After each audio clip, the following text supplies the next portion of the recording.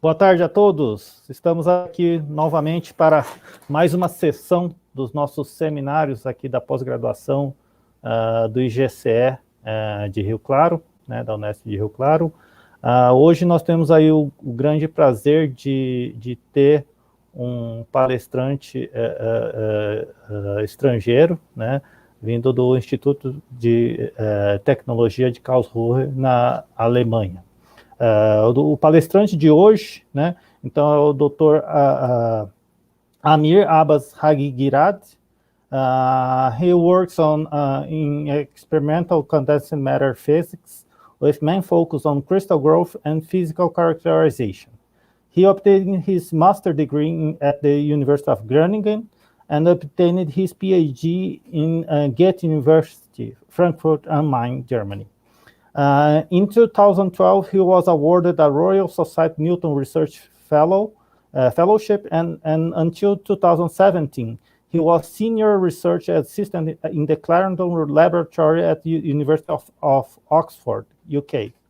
Since 2017, he has been leading the research of materials development, crystal growth, and characterization in the Institute for Quantum Materials and Technologies at the Karlsruhe Institute of Technology. Dr. Haghighirad is included in the easy, highly cited researchers in the field of condensed matter, has more than 75 peer-reviewed publications with more than 12,000 citations, and a Hirsch index of 38. It's impressive.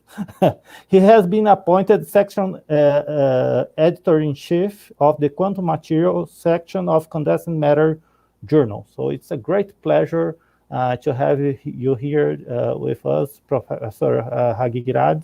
And now I will pass the word for you. Thank you very much for accepting our invitation. Thank you very much for the invitation and the warm words. As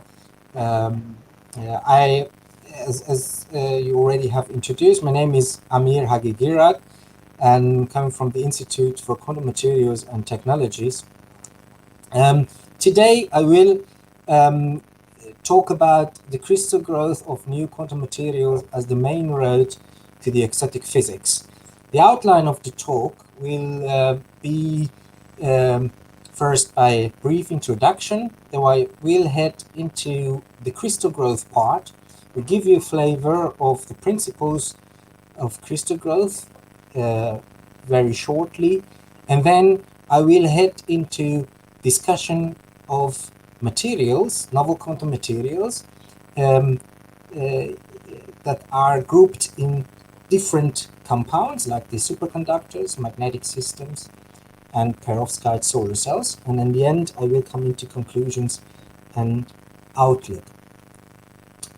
So the first thing in the crystal growth, so the important topics in the crystal growth are divided into three sections, main sections. So one is transport of heat, and by that I mean latent heat and mass. An important thing that you should keep in mind is the diffusion at the growth front, with the equation here where U is the temperature or composition. Then the other aspect is the boundary condition at the interface. And interface, I mean the interface between the liquid and the solid phase, where the U here is the thermal composition or gradient at the interface. So important is also the diffusion length, which is given by the diffusion divided by the velocity of the growth, which is the length over which the temperature or chemical potential can be made uniform in the vicinity of growth front. Here's an example of Bridgman growth, where we have a crucible filled with material. In this case, on the top part is a melt, and the bottom part is a seed. Now, if you pull or displace the whole crucible in a temperature gradient, then actually you move the interface between the solid and the melt, and the crystal growth from the bottom to the top. And if you're lucky and you are you have the right conditions, you may get one monocrystal all the way up to here. So that is one principle that I wanted to depict and show you what I mean by the interface between a liquid and a solid phase. Now the second aspect, which is important, is the surface kinetics. And eventually that is the transport of atoms to the lattice position, the so-called kink positions. That means that is actually a statistical process. So it means atoms come, sometimes they stick, they find the right place, and some leave, or if it goes too fast, you will have some vacancies and defects. So no crystal is actually perfect in real life. And the third aspect is the capillary, which is given by the Gibbs-Thomson relation. Through this equation, delta T is a Tm minus T. That is 2 gamma Tm divided by L times 1 over R. Gamma here is the surface tension. L is the latent heat. Tm is the melting point at the interface. And R is the curvature of the interface, how it's, let's say, curved by adhesion or cohesion. And the real melting temperature, which is given by T. Now, surface tension is important, and also surface energy. So if the surface energy wins, then we have no bulk growth, so we have films, what I'm not much interested in. But if the critical nucleus radius is goes beyond a certain level, then we get bulk crystal growth. So that keeping in mind, I come to the next point where I want to discuss different systems. And these are divided into 3 sections. So most of them are current research projects, and some of them have started in the past. And those are grouped into pnictide and chalcogenide materials, magnetic systems, and the third system is the hybrid inorganic organic perovskites. I will start with the pnictides to give a brief introduction about it and some experiments that we have been doing during several years ago till now. So some background on the iron-based superconductors. Here is depicted the structural motifs of the iron pnictides.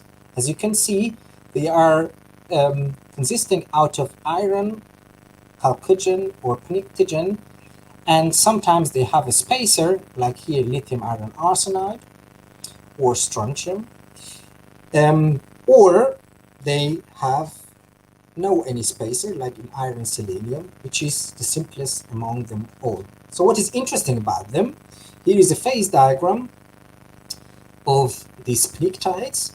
What you need to keep in mind is the right part of the phase diagram. So here is depicted actually in X electron doping or hole doping. Let's focus on the right hand side on the electron doping.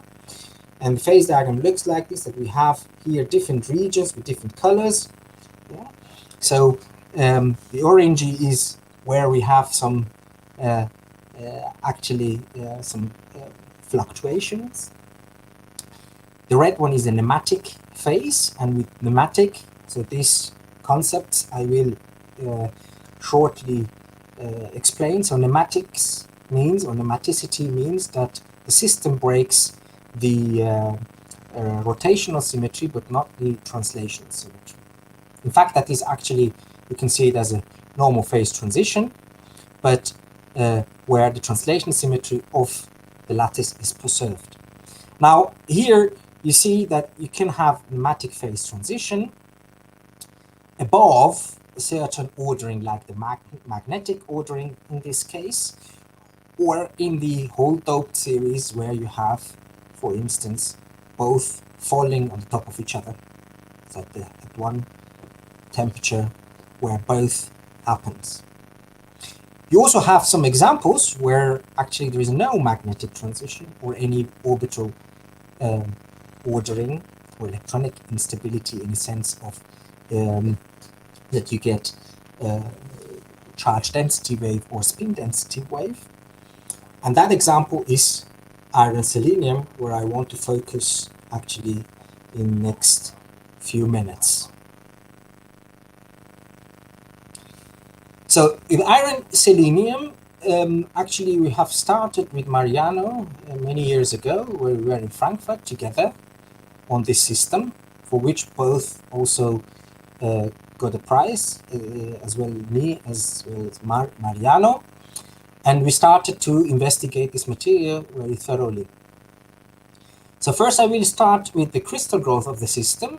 As I showed you, the system looked quite simple, with the iron chalcogen layers. In between is a van der Waals gap. Now if you look at the phase diagram, it's not actually simple at all. So here is the thermodynamic phase diagram. We have on the left hand side 100 atomic percent iron, on the right hand side 100 atomic percent selenium. The phase that we are interested in, which is the iron selenium, is here. It's quite a narrow region. And I have actually, for the synthesis, looked with the DTA, differential thermal analysis, what I would see if I cool down a sample with iron selenium from the melt through solid part of the phase diagram. So everything here is solid, and here we have liquid, so above 1075 degrees.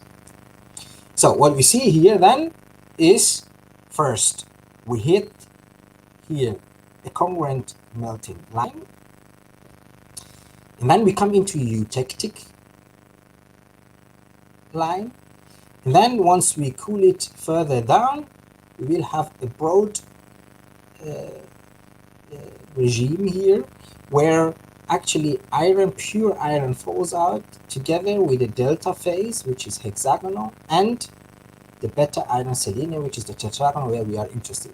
So obviously you can see that it's not really possible to grow the material from the melt. You go through several phases here, and eventually you get actually inclusions. So now there is another way to grow the material, and I will come into that in a minute. What I would like to state is that we started with Mariano here with the pure iron selenium, and then later on I started to grow also sulfur doped iron selenium, and succeeded actually to make till 22-25% of sulfur doping. These dopings here are not from me. And we have investigated the whole series and probed also the phase diagram, the pneumatic region, and the superconductivity very thoroughly in this material. So how do we now grow this material? So it's grown by chemical vapor transport, and essentially it works like this, that we have an ampoule where we put the material, iron plus selenium, on one side, together with a flux, which is here potassium chloride plus aluminum trichloride. And then one part, which is the aluminum trichloride, goes into the gas phase, dries the material, and drops it, deposit it on the cold side, which is the T1 here, over a temperature gradient of delta T 100 degrees. And then such a beautiful crystals with nice facets grow, that I have investigated with thin crystal X-ray diffraction, very nice bright peaks. And the other thing is that the material in the resistivity shows an anomaly at 90 K. That is the temperature where it breaks the symmetry from tetragonal to orthorhombic, the so-called pneumatic phase. And at low temperatures, around 9 Kelvin, we have superconductivity that you also see in diamagnetic shielding with squid measurement. What we have also done on this material is investigated the Fermi surface aspects, both with Haas-van Alphen oscillation and temperature-dependent ARPAS measurements. So one aspect that was a quite long question, and we tried to unravel this question, was to do ARPAS on detwinned crystals. It was not known really what happens to the electron pocket and the hole pocket, and it was believed that maybe there are two electron pockets, which is not the case. So here we applied two methods. One was detwinning by applying uniaxial strain on a crystal, iron selenium crystal here. And the second method was to use nano ARPAS. So why do we use that? So the first thing is you cool down a sample, iron selenium, from tetragonal to orthorhombic, and the material is twinned. Then it looks like this, the electron pocket. It's like a P-knot, but you have two sets of them, and it's very obvious that the material is twinned. So if you use uniaxial strain, you can detwin it, and you can see it very nicely here that along P direction is this P-knot shape falls away. We remain with one P-knot shape here, which is one electron pocket. Now you can convince the community also if you do nano ARPAS, where you can really, on a sample which is not detwinned, you can select the area. If you're being with a nano ARPAS, you can actually select the regions that are, let's say, orthorhombic or tetragonal. So with that, we found actually that the material has, in the orthorhombic phase, actually one electron and one hole pocket. The next system which I found very interesting to study is tantalum 2 nickel selenium 5, which it was believed to be an excitonic insulator. So I've grown the crystals by chemical vapor transport, very similar to iron selenium, but now the transport material is iodine. And then we got very nice crystals. Here is a H-O plane of a single crystal diffraction on tantalum nickel selenium 5. And my collaborators, Matt Watson, did ARPAS measurements at high temperatures, 350 K, and low temperatures, to understand what is going on in this material. So this material breaks the symmetry at around 327 K from orthorhombic to monoclinic, where essentially it starts by being a semi-metal, and then a gap opens here of 112 millielectron volt, and then the material gets insulated. Now how you can see it actually in a picture is that we have here the bands of nickel and tantalum. In the orthorhombic phase there is no hybridization, and then if we go to a monoclinic phase, due to band hybridization, an energy gap opens. That's what we believe is the mechanism because of this structure transition. So there are two scenarios. So one is the band hybridization by mirror symmetry breaking, and the other one is excitonic mechanism. So in the excitonic mechanism, the order parameter is mainly electronic, and this arises from many-body interactions, lattice couples linearly. But if we take into account the symmetric breaking of the lattice, it can be explained, it can explain the energetics of the phase transition here by a mirror plane that falls out, and this allows a new hopping mechanism of the orbitals, of the electrons in orbitals, hybridization by the valence and the conduction band. And you can see it as a shear-like displacement of tantalum atoms in the monoclinic structure. This leads to the opening of an energy gap, giving a sufficiently large free energy gain to enable a second-order phase transition. So this was quite, and is still quite interesting system, also to investigate by Raman method, but there is already a lot done on this system. The parent compound with sulfur, however, doesn't have this feature of the band hybridization. So we believe that it is not actually the excitonic mechanism, but it remains still to be resolved. Another system, third system, which is quite interesting, I wanted to spend some minutes on it, is chromium arsenide. It's a binary compound, is a helical magnet with a colossal magnetoelastic coupling.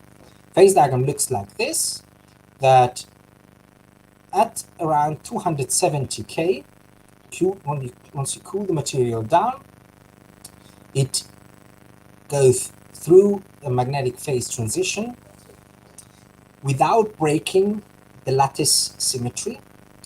And once you start to apply pressure, you suppress this magnetic transition, this double helical magnetic transition, and eventually at a pressure of around 8 kilobar, 9 kilobar, you get superconductivity. Very interesting is that if you look at the A parameter is in the resistivity, this gets quite, it increases quite rapidly. And this is an indication that the electrons get larger mass and fatter. But also in the Sommerfeld coefficient, you see that it rises quite rapidly, which could be a sign of that there is some quantum criticality. But still, it remains to be investigated. So what we have done, we have grown crystals from cannot switch. Let me see. Yeah. So from flux, and the flux we have used is tin flux, such a nice rod-like crystals that grow along the A-axis. So the needle direction is the A-axis. And the crystal structure is orthorhombic, where the chromium sits in an octahedral environment of arsenic with 6 chromium arsenic bonds, but 3 sets of different bond length. So it's quite distorted. Here you see the susceptibility. So you cool down the sample, it goes through a first order magnetic phase transition where it gets into double helical incommensurate structure with a moment for chromium of 1.73 ribomagneton. So system is itinerant. Now we did some thin crystal diffraction at room temperature. It is a HOL plane, which looks very nice with very nice black spots and small mosaicity, which is the indication of a very good crystal. And one cools it down, and one sees very remarkable aspects. First of all, in the orthorhombic crystal structure, A, B, and C have different values. Huh? A and B and C are not similar. Once you cool it down, A and C show compression. So the A here around 0.3%, here on the right hand side measured by thermal expansion. C by 0.9%, but the B shows an expansion of quite large percentage, 3.5%, yet the symmetry remains orthorhombic. I haven't till now understood how it's possible. The volume of the unit cell changes by 2.2%. Now, we have done some Raman spectroscopy on this chromium arsenide at room temperature and 10 Kelvin. Room temperature is the red curve, where we see all the phonons that we would expect. Once you cool down the system, you see actually a huge shift of these phonons and the appearance of two features, broad features here, what I believe is two Magnon anomalies that we see in the Raman spectroscopy. Here is a temperature-dependent Raman spectroscopy, so from room temperature down to 10 K, and you see very clearly that there is a Magnon peak developing, and this Magnon peak has, if you compare it with the susceptibility, it falls quite well on the top of the data, this Magnon area, let's say. So somehow we are sure that we are talking about here the magnetic effect in the Raman response. Now the next question was, what happens if we want to compare the physical pressure with the chemical pressure? And then I started to dope the system with phosphorus, which is smaller than arsenic, and it can work as a chemical pressure. And already we start with 0, 3, 5, and 10%.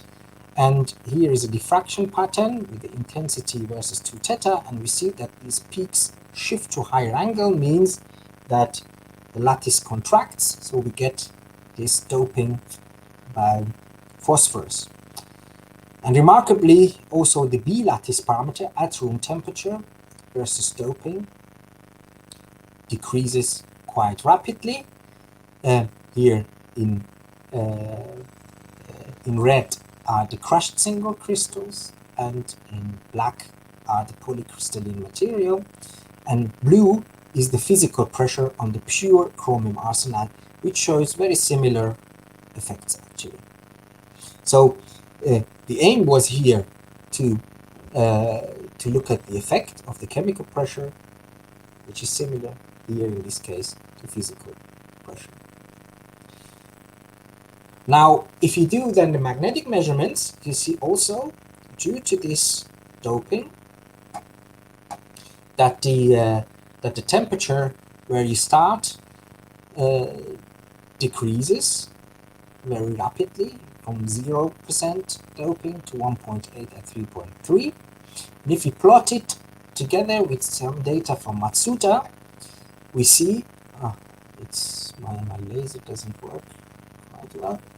So you see that it almost fits on the top. It fits from the transition temperature.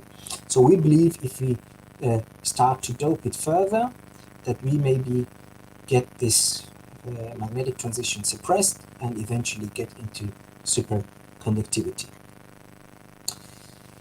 Now I come to a system. So I have now talked about the magnetic system before, so that was the chromium arsenide. Now I would like to talk about a system where you have charge density wave. And this is the so-called barium nickel 2 arsenic 2. We started with that, to work on that, because it is, first of all, quite interesting phase diagram that is depicted here. And it's an analogon to the 1-2 system pnictides with iron, so barium iron 2 arsenic 2. Now, the difference is that here we have breaking of the symmetry from tetragonal to first orthorhombic, where a charge density wave develops, and then below that it goes into a triclinic crystal structure. And if you dope the system with phosphorus, you can suppress this phase transition, and eventually when you get into around 7% of phosphorus, the transition is suppressed and the TC goes from 0.9 to 3 Kelvin. This was published by Kudo, but those times they didn't know that there is a charge density wave present in this material. So we have grown some large crystals of this material, have investigated the phase diagram. On the left-hand side is the phosphorus doping, where we have probed with different techniques structure phase transitions and the let's say charge density wave due to lattice instability. So there are two things you should keep in mind from this phase diagram here. Is one, it goes from tetragonal to orthorhombic. In the orthorhombic phase, it forms an incommensurate charge density wave with a wave vector 0.2800, and then it goes into a triclinic one that locks into a commensurate charge density wave with 1/3, so it's very close. And then you suppress it, get into a higher TC than the parent compound.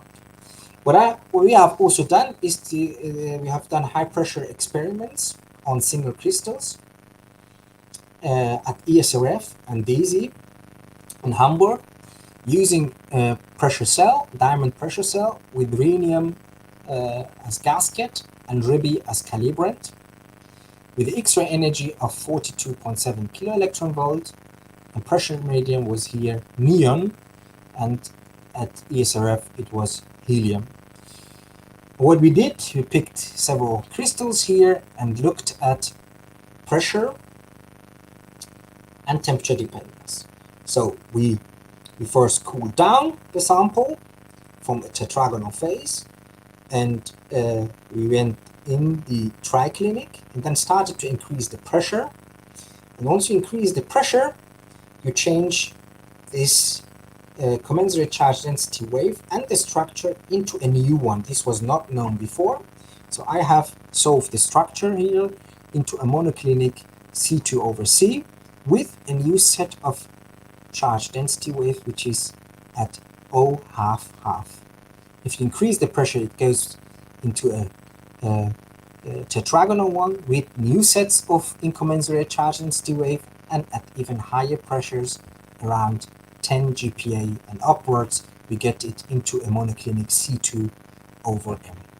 So we have submitted this this phase diagram on the left-hand side with some experiments on Raman, but waiting the answer from the referees.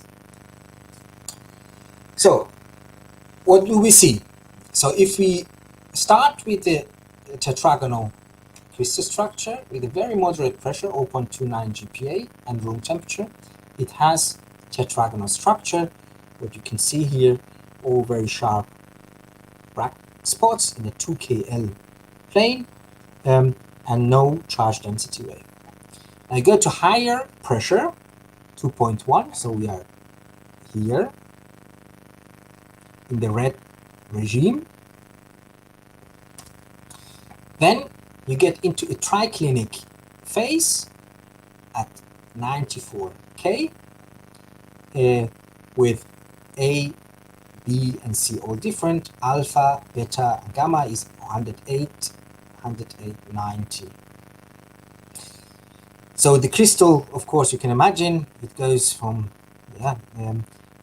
to space group where you can get twins. So that's why you have sometimes here stretched spots and several spots close to each other. But what you can see here are also some charge density wave spots, which are this 0, 1/3, 1/3. Now if you go to higher pressure, eventually 4.62 and 94 K, so we are then here in this green regime. Then this angle of beta angle, it starts to become larger, so it gets into 109 and eventually to 110. So you can see it as a slide in the beta direction, beta angle, and the appearance of this 0 half-half reflections. At the higher pressures, eventually 11 GPa and 94 Kelvin, so then we are here in the blue part of the phase diagram. It starts further and it gets to essentially monoclinic C2 over M structure.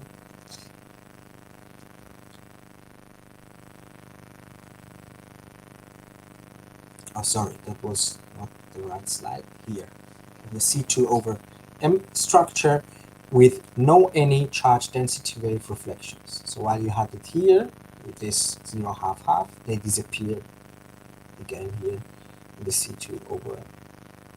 So there are cascades of phases and charge density waves, and we are trying to understand how also the connectivity is to superconductivity and to the crystal structure.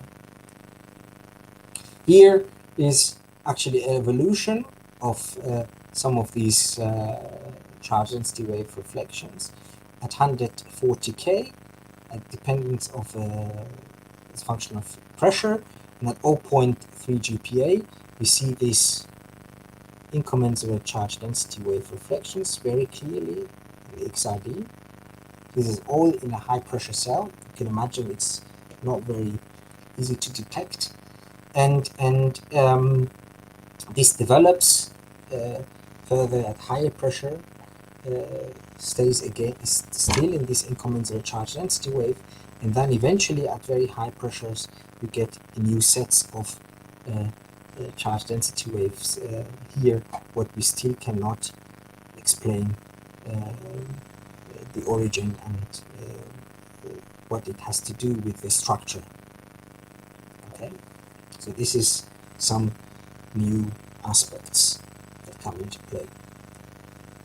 The last part of my talk is about a hybrid organic-inorganic perovskites and novel inorganic double perovskites.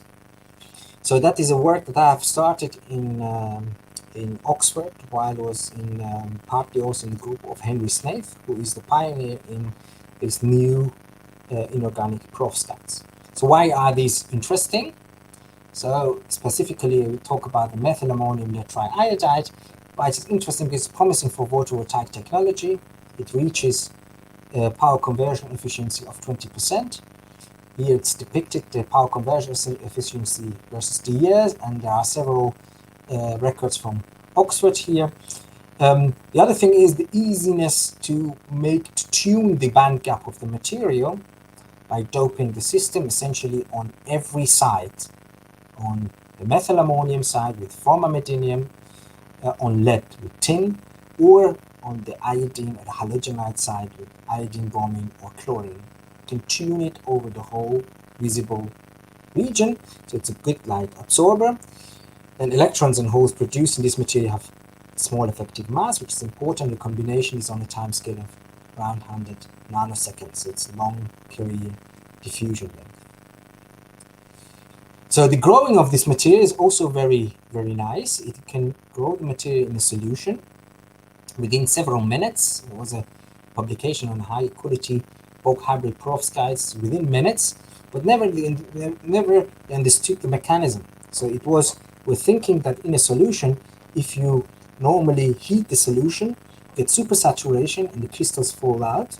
In this case, it is the inverse solubility which is responsible for it. That means if you heat it up, then the crystal grows, but not due to this solubility is the inverse solubility. Normally you have to, once you cool it down, you get supersaturation. Here it's in the opposite direction. Get very nice crystals. So I've grown from centimeter-sized crystals of the methyl ammonium lead trichloride, bromide, and iodide. You see also already from the color, you can guess that the band gap gets smaller. The crystal structure at room temperature is a perovskite. with the space group I4 over MCM. See, these are the octahedra that are tilted and rotated. And if you heat it up, it goes into cubic PM 3 bar M.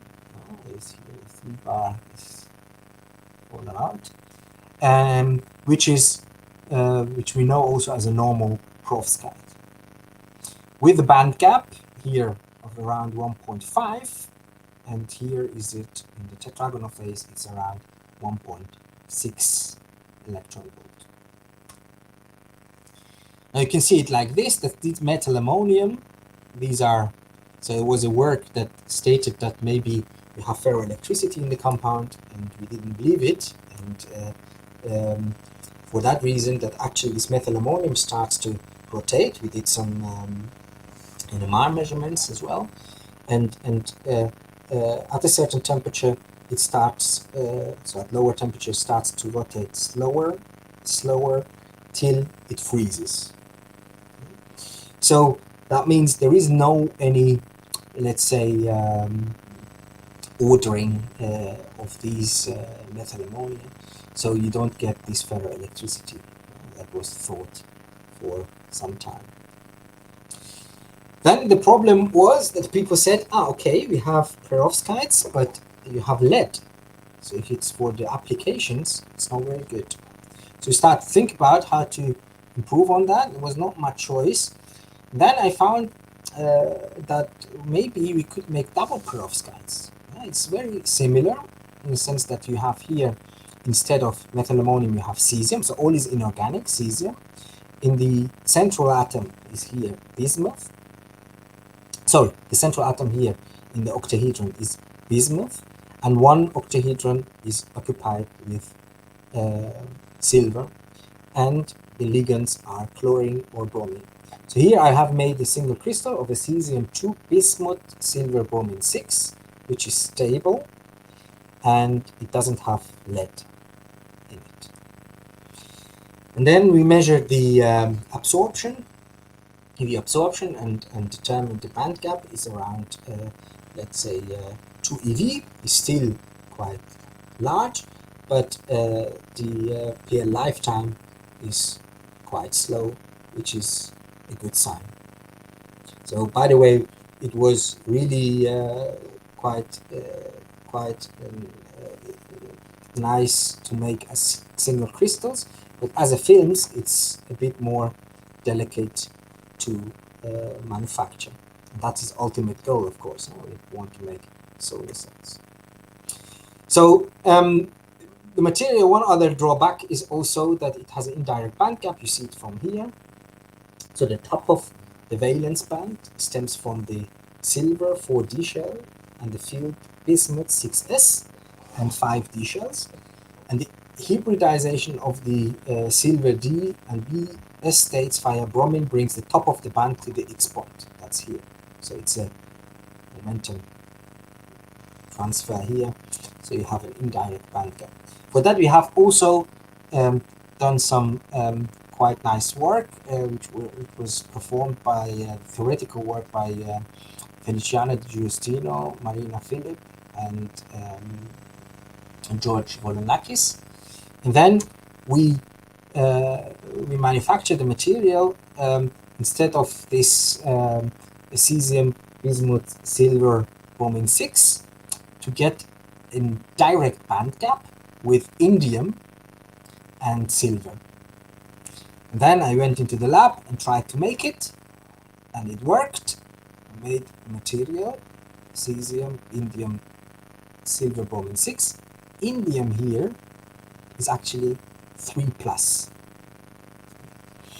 So the material is cubic, double perovskite, very nice, but the band gap is still quite large, although it is direct. So we are getting closer into the material what we would like to have, but still not there. So I think I have shown you now several materials, several examples, systems, and the physical motivation behind it. And that actually synthesis and crystal growth plays a crucial role if you want, of course, to study the materials, design and tune their properties, to study novel quantum phenomena that have fundamental and technological implications. I've shown you the technological part, for instance, these double perovskites, and development of new quantum materials, for instance, this photovoltaic optoelectronic perovskites, instead of, let's say, silicon, where you have to use quite high temperatures. Here you can actually from solution prepare these materials and use it as a paint on a glass and get the electricity. This is quite amazing. And then extending and developing new routes to grow high quality semi crystals of eventually many other different systems, to study the fundamental aspects of the matter and different interactions in a solid state. In the end, I have to thank my collaborations. There are quite a lot. So Nutri-Scattering, a radical there from University of Oxford, from Weber from KIT, and Thermodynamics with Mariano de Souza, Christoph Meingas, Fred Hardy, Christine Wieler, and Kai Gruber. Arpers with Maurice Hirsch, Matthew Watson, Timo Kim at Diamond and Daisy. Raman with Mathieu Letacon, Michaela Soulier, Koshik Sen, and Mehdi Faché. The Haas-Van-Alphen oscillations we've done with Amalia Kolde and Pascal Reis. Pascal is now at the Max Planck Institute in Stuttgart. Theory was done by sometimes by José Valenti, Jörg Schmali, Rolf Heid, and Feliciano Giustino on the double perovskites. Perovskite solar cells with Henry Snaith and Uli Petzold from KIT, and zinc crystal diffraction, Mike Glaser. This is, by the way, the famous Glaser from the Glaser tilt in the perovskites at Oxford University. Paolo Rodaelli and Michel Metz, and STM with Wolf Haeckel, Peter Wahl, and Ali Asdani from Princeton University. And in the end, I want to thank you for your attention.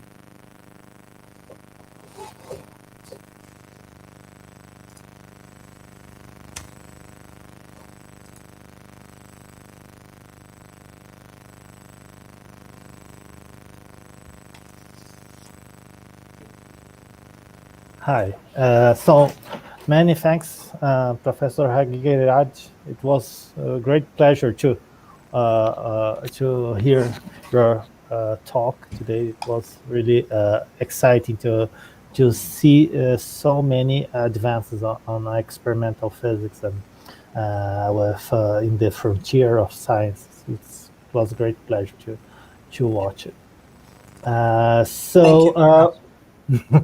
We have few questions here. I think that I will read them for you. So the first question is from Professor Mariano de Souza. Actually, I also have to thank him because he was the one who invited you for this great talk. So Professor Mariano, he asked, what is the origin of the colossal magnetoelastic coupling in Chromium Arsenide? Okay, this is a very, very good question, and at the same time also very fundamental, where we want also to understand it. So I share my screen to show you, come into this point.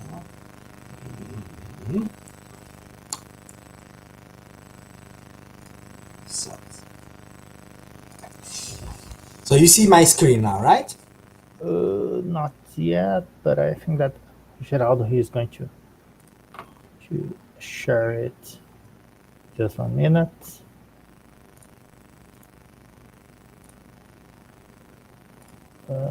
Yeah. You see, right? Okay. There. So let's start with the binary chromium arsenic chromium antimony, and chromium phosphor. So this system is a metallic system. So the thing is that once you, there are two aspects that we do not understand. First of all is the aspect that the susceptibility rises with the temperature here. Very similar to the pnictides, that still also is not understood, by the way, why the susceptibility increases at high temperature.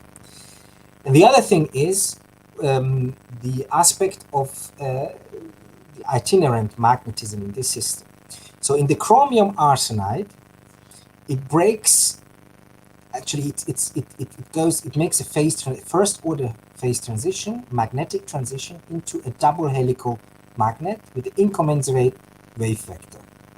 Now, if you look at it normally, the moment of chromium that you find here is around 1.7 μ magneton by neutron diffraction.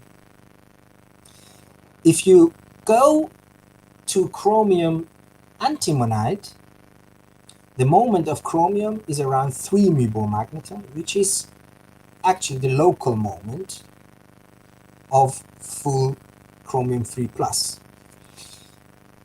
Whereas if you then go to phosphorus one, chromium phosphor, there is no moment. Yeah.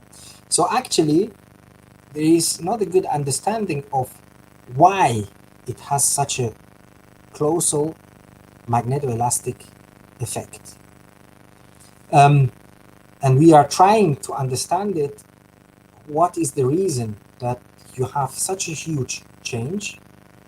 You're hoping that maybe, okay, with the symmetry we can explain it. Yeah, it makes a phase transition, but that's not the case. We don't see any change above and below the transition in the symmetry of the crystal structure. So that is a question that we have still to answer. That is why we also started to dope the system with phosphorus to understand what happens to this magnetic transition that's eventually suppressed, and how is this suppression affecting the further,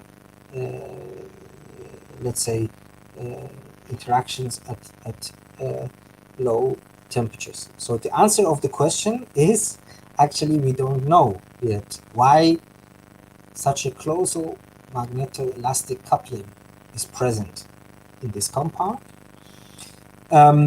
One other thing is also that pure chromium from all the metals is the one that shows spin density wave as a metal, right? And at quite high temperature. So this is also quite remarkable. Okay, I think I cannot fully explain why we see it. That's the matter that we want to actually study. But I found the system so interesting that I said, okay, we need to. It's binary. It has some common things with the pnictides, but and quite huge lattice effects. So that's why we started with it. Okay. So many thanks, Professor Mariano. He acknowledges your answer. So we have another question from Lucas Esquilanti. Is there a change on the pneumatic phase of iron selenide when the system is synthesized as a thin film? Yes. It's also a nice question. So what you mean by thin film? You mean you're growing it on the STO, or these studies where you have a high TC of iron selenium of around 65K, and recently we had a publication of around 85K. Is that right, Lucas? Let me see his answer. We still need to see if he answers here. in the post. So just 1 minute. Yeah, he says that it's yes. Yeah. So it's more delicate than that, because if you talk about the bulk, you have this tetragonal crystal structure that breaks symmetry, becomes orthorhombic, and there is no strain effect there. But in a film, in a thin film, you have also strain and mismatch between the substrate and the sample. So I do not know really. Of course, it relates to the nematicity, that this has some effect, probably the suppression, right? But in terms of the structure, it's not very easy to investigate, because you have also quite a large strain. On the other hand, they also have some difficulties to understand. These are mostly determined from the band gap. From superconducting gap, and mostly from STM and so on. So I'm not sure how far it is investigated with transport measurements, that the TC is so high.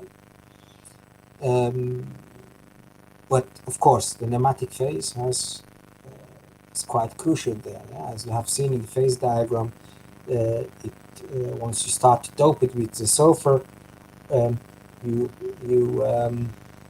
suppress this, and eventually you get into a regime where the TC goes a little bit up, and then over concentration of 18%, it starts to fall to a TC of 4.5 Kelvin. So this nematicity and fluctuations have a delicate effect, but I can't tell you exactly what the impact is on this phase in a thin film. In the bulk, yes, I can tell you, but in a thin film, I'm afraid it's difficult.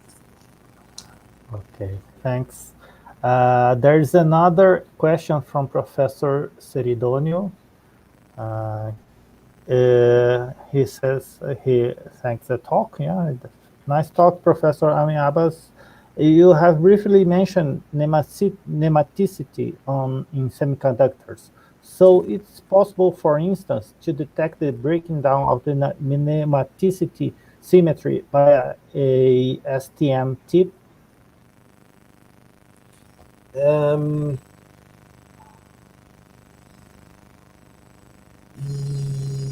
Yes. So you could connect it into the orbitals. Let's say like this is a electronic instability. So if you want the Pomeranchuk instability, so you have shift of orbitals. Not like in the oxides, where you have this crystal field splitting, where you have Jahn-Teller distortion, but here you can have a certain so-called orbital ordering, but in a regime of around 15 to 30 milli-electron volt, where you have the population of the orbitals, variation of the population of the orbitals. So what you maybe could do is to look at the let's say the orbital dependence, the occupation, which is given by the STM chip that can pick it up. But one aspect is that you have to be sure that you have detwined the sample. So once you go from tetragonal to orthorhombic, you get the material is twinned. So you have really to look at specifically those domains and follow it in a certain temperature regime. But the answer is yes. It's not very easy, but you might be able, if you look at the series. So you start with sulfur doping, and you look at the series, how this pneumatic transition is suppressed, and how does it relate to the population of the orbitals. Does it answer your question? Let's see. He will answer this if it's okay. Yeah. We are going to the next question, and we see if it's it was okay for Professor Seridonio. Yeah. Question. There's another question from Isis Mello. What's your guess about connection between CDW and SC, as well as the role played by structure in barium nickel arsenium? Yeah. So, if you in the case of the analogon to the spin density wave, once you suppress this by doping with potassium, for instance, in barium iron to arsenic 2, then you get into the superconducting dome, where eventually you can get quite high temperature of around 30 K. Now, in this material, this is analogon to that. The only thing is that the TC here is quite low. So the TC of the parent compound barium nickel 2 arsenic 2 is around 0.7, and it increases with this phosphorus doping to 0.9, and the connection to the charge density wave is that essentially, let me share the screen. I have it. If you look at the phase diagram here on the left hand side, you see here this charge density wave, the commensurate one, starts to suppressed by phosphorus doping, and at certain point here is the critical regime. So here the charge density wave is suppressed, and actually we get into an orthorhombic regime again, without this any charge density wave. Okay. And TC jumps in to a value of 3 Kelvin. In some, I can say, in that aspect, that the TC increases, although it comes from a low value to 3 Kelvin, it's very similar to the spin density wave analogon. Other aspect is, of course, that we have here the interplay between two charge density waves. So one is the incommensurate one with the orthorhombic, and that actually is not suppressed quite quickly. It goes quite slowly.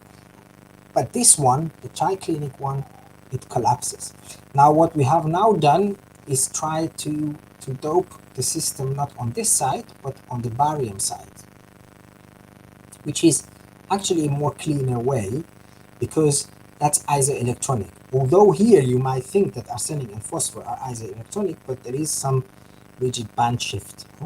But in the barium case, if you dope it, let's say with you substitute it with strontium, is isovalent, then you can study much better this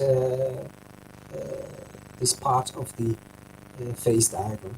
But the fact, the similarity to the iron-based one is that both are suppressed to get eventually into the superconductivity, and this phase is still, the superconducting phase is not very well studied, whether it's a triplet superconductivity and what is actually the mechanism.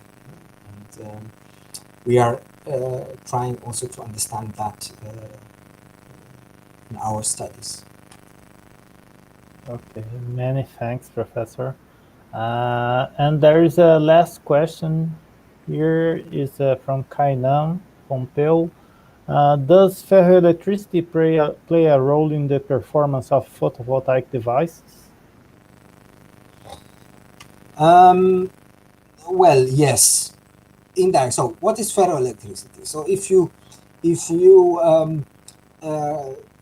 go to the classical system barium titanate, it makes the